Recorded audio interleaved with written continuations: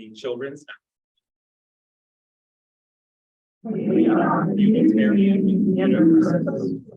We are living minds, loving hearts, and loving beings.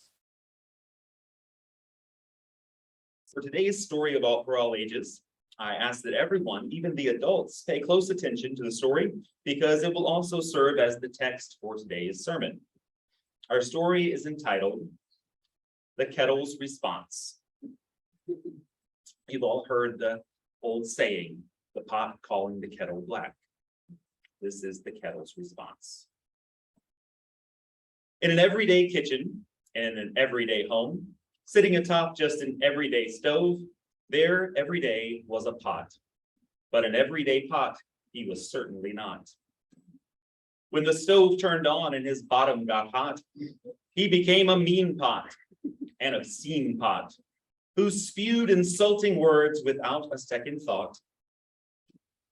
To the silver he jeered, "You're tarnished." To the knife he quipped, "You're so dull." To the pan he said, "You're really quite shallow." And to the glass, "You're only half full." But the one we all remember, the pot's most famous attack, was when that cantankerous little pot called the kettle black. Now maybe you're wondering, how did the kettle reply? Well, I can tell you what he didn't do. He didn't get upset. He didn't cry. He didn't get angry or give the pot a black eye. He didn't resort to a mean retort. He responded with kindness instead. And this is what he said. "Black is beautiful," replied the kettle, "as lovely on me as it is on you. I can think of no greater compliment than to call me this lovely hue." "Black is beautiful," replied the kettle to an astonished pot. "Both you and I are both black and beautiful. Why would you think we are not? To think we are less than perfectly lovely is simply inexcusable. Just look in the mirror and it couldn't be clearer. It is indisputable. It is irrefutable. Mr. Pot, black is beautiful." Now in that everyday kitchen, in that everyday home, sitting atop that same everyday stove, there every day is a pot. But a mean little pot he is certainly not.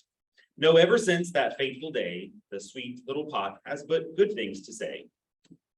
Now when the stove turns on and his bottom gets hot, kind words bubble up from the beautiful black pot, who learned from the words of his friend the greatest lesson he would ever be taught. He is beautiful both outside and within. "Black is beautiful," said the kettle to the pot. The end.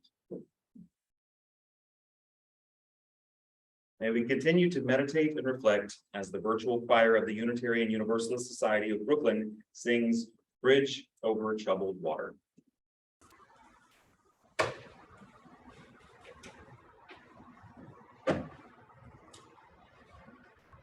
Well, ain't that the pot calling the kettle black? I heard this expression my entire life.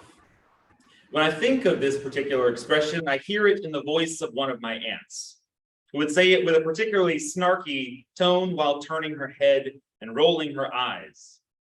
But the saying is much older than my dear aunt, and it is not specific to my family nor any particular region or culture. The mean little pot has been pointing an accusing handle toward the kettle for centuries, appearing for the first time in written form in an English translation of Don Quixote. In its original Spanish form, Cervantes wrote, loosely translated, "Said the pan to the pot, get out of there, black eyes." While this is the earliest known version of the adage that involves kitchen utensils, the aphorism itself seems to be ubiquitous, with some version of the saying found in almost every culture. An Aramaic expression states, "Said the pomegranate tree to the bramble, thou art all thorns." In Latin America, it is still commonly said, "El burro hablando de orejas," the donkey talking about ears. In Vietnam, the expression goes, "The dog mocks the cat's thick fur." In French, they say, "The hospital mocks the charity." And in English, we have other sayings that express the same idea. When you point one finger, there are three fingers pointing back at you, and people in glass houses shouldn't throw stones. The Talmud tells us, do not ascribe to your fellow your own blemish.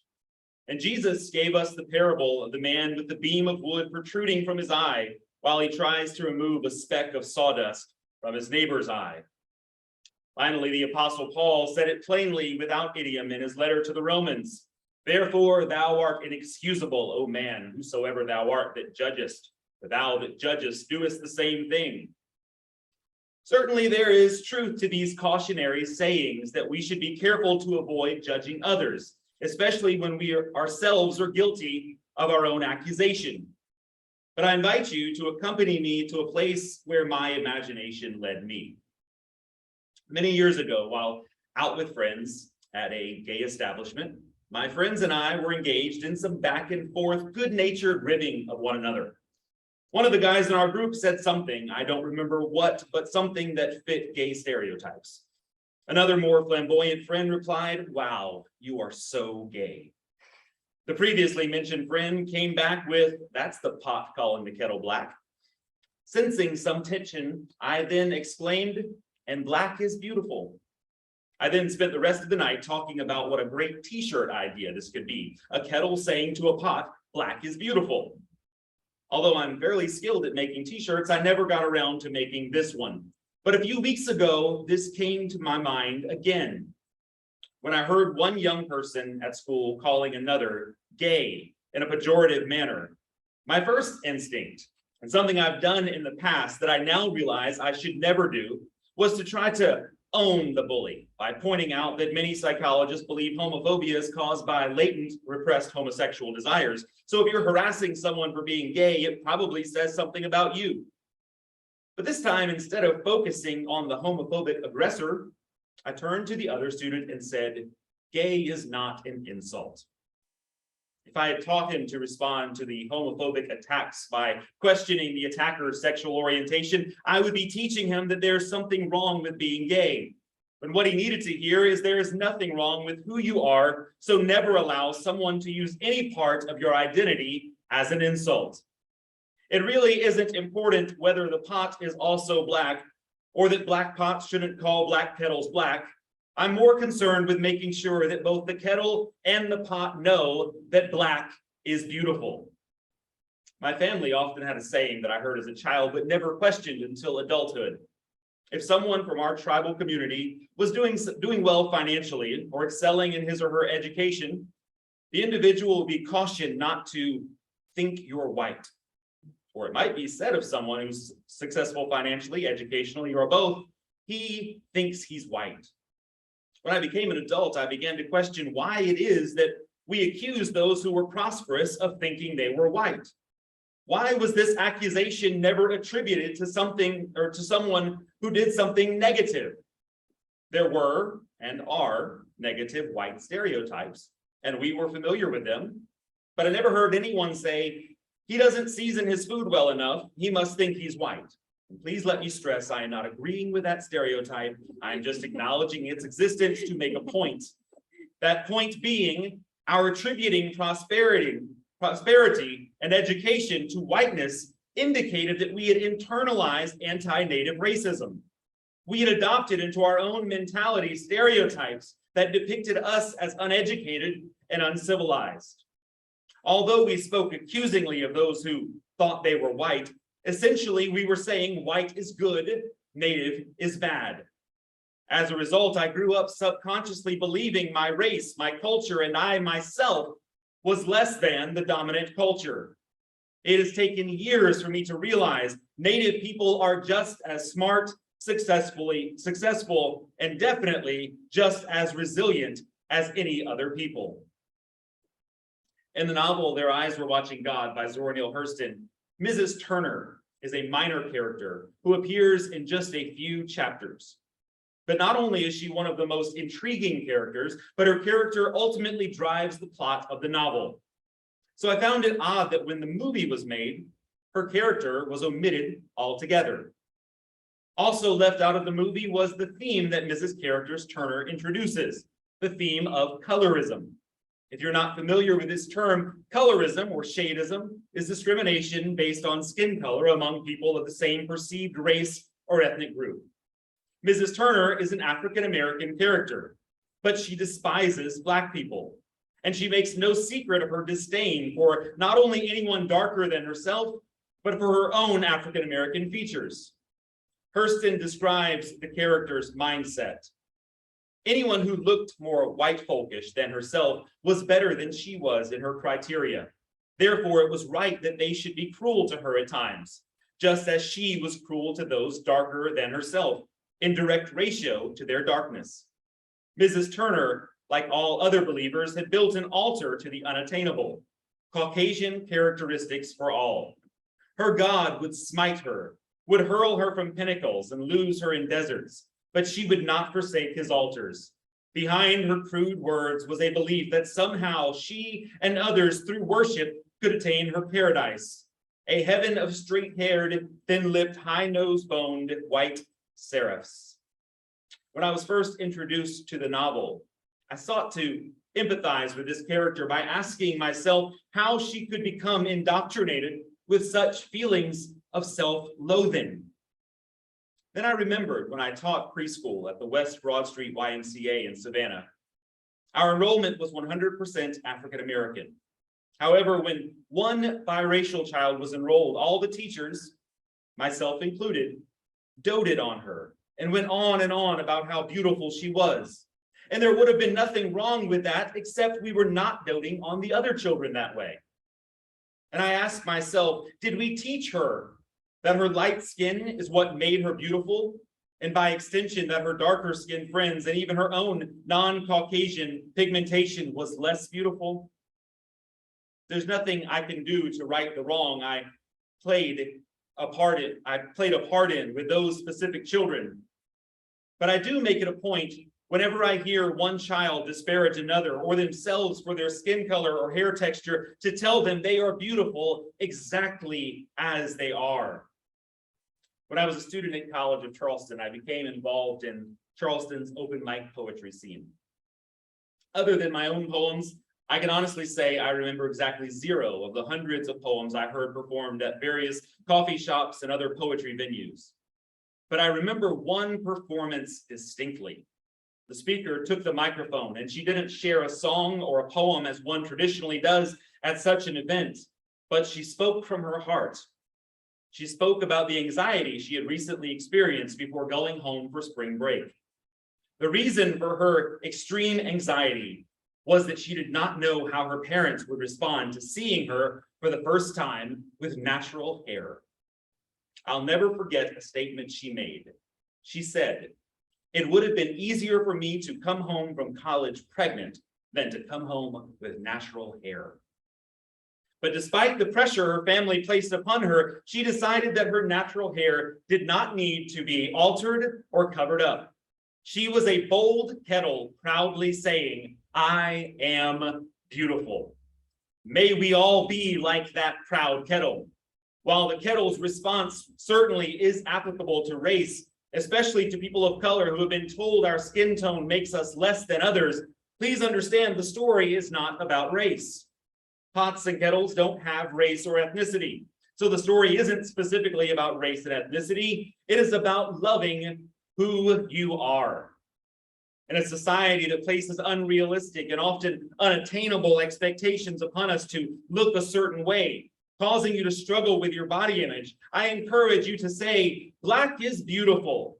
I may not look the way society dictates that I look, but my body is still beautiful. Reverend Andrew Tripp wrote a testimonial entitled "Here, Beautiful, Sacred." He writes, "January is a triggering month. Resolutions abound to lose weight, to diet, to shame the added softness on our flesh from holiday indulgence. Our cultural fat phobia rears its ugly head, and those of us with long-term relationships with our obesity receive yet again messages about our failure for not being thin. Years of disordered eating, unhealthy relationships to our bodies, and painful experiences judge our present flesh. The message about my body weight is incessant. Every time I visit a doctor, they ask about my weight, even though the visit and my weight are unrelated. I was over 200 pounds when I was in the 5th grade and haven't been less than that since. I've had people in professional settings ask if I knew I was overweight and had coworkers get uncomfortable because my slacks showed my thighs. In patterned tights and a tight sheet t-shirt, Andrew Tripp prepares to lift a very, very, very heavy dumbbell. Andrew lifting weights. It doesn't matter that I exercise 7 to 8 hours a week, that I'm the super heavyweight masters powerlifter record holder in my state, that I'm competitive in strength athletics with people 20 years younger than my middle-aged Santa-looking self. The world often just sees fat. Yes, to the notion of folks being healthy at every size, but to understand that my humanity and my abundant flesh both demand dignity is to embrace fat liberation. I am beautiful. I have curves and a comfortable embrace. My child loves my big arms and broad shoulders. He often sits on my stomach, and I delight in the way my body provides for his comfort and pleasure. My partner adores my shape and wants me to be active and healthy, but not chase the dated dream of diminished size on the scale when that would coincide with unhealthy relationships to food. Self-love is much more powerful than self-acceptance, and my self-love is for this fabulous and amazing body that inspires joy in my family and can rock peacock and zebra pattern tights while lifting. For every soft belly, for every tiger stripe stretch mark, for every inch of dimpled skin we put on a parade at the pool or the beach, we are here, we are beautiful, we are sacred. And another similar testimonial, Ndibe Achebe writes in The Journey to Self-Love. I grew up in a working class neighborhood where everyone looked like me. At the same time, I struggled with isolation, fear, and deep sadness. All too often, adults told me to cheer up, that things would get better, or that I was too young to not be happy. None of those words made me feel any better. My feelings just came back the next day. A dark-skinned woman's portrait blends into dissolving, colorful paint. During my childhood and teenage years, my mom was frequently hospitalized because, according to my father, mommy is sick and needs to rest. Once when I was about 6 years old, I told him I wanted to go and visit her, so we did. Her hospital room was large, padded, and gray. When I was sent in alone, I found mom sitting in a corner with ashen legs and arms, unkempt hair, and speaking in unintelligible words and phrases.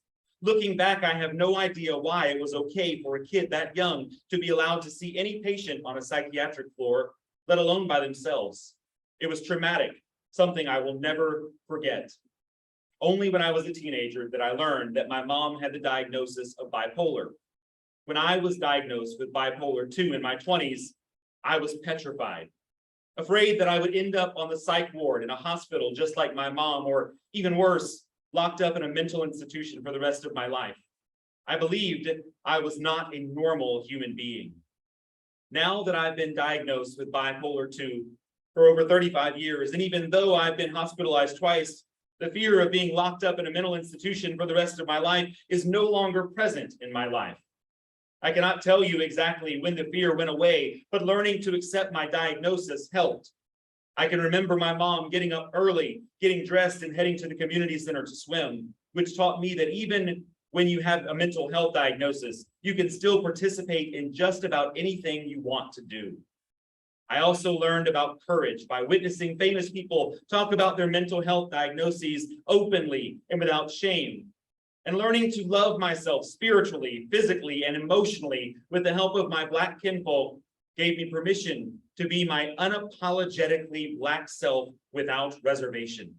Learning to love all of me, including the parts I used to be scared of, made the fear go away. I don't usually make it a practice to include such lengthy readings in my sermons. But when I came across Reverend Tripp and Reverend Achebe's stories, I said to myself, here are two proud Kettles whose stories need to be shared. We need more proud Kettles to speak up because we live in a world full of mean and obscene little pots. Pots with platforms, pots with power, Politician pots campaigning on platforms of anti-trans, anti-Muslim, anti-immigrant, anti-compassion, and basic human decency rhetoric. I so wish the world were like a children's story, and we could just say, Black is beautiful. Black and brown people are beautiful. Trans people are beautiful. Immigrants and asylum seekers are beautiful. And those words would instantaneously transform the Lauren Boeberts, Marjorie Taylor Greens, and Louis Gohmerts of the world into sweet little pots of empathy and kindness, but that probably isn't going to happen. But if enough proud kettles lift our voices, they will at least know that it is not politically expedient to be a mean pot. They would know that when they spew their hateful rhetoric, they will have to answer to a host of kettles that take to the polls and say with their ballot, Black is beautiful. I close with a prayer by Reverend Tripp and another by Reverend Achebe. Reverend Tripp writes, in soft folds and broad hugs, in ample flesh and bodily warmth, we are sacred. Represented and celebrated in fertility goddesses and laughing Buddhas, our curves have signaled the holy through the ages, and our presence is a blessing. Reverend Achebe writes, as we continue on our life journeys, may we learn to love ourselves deeply, accept ourselves as holy, and celebrate ourselves completely without fear or inhibitions. Amen.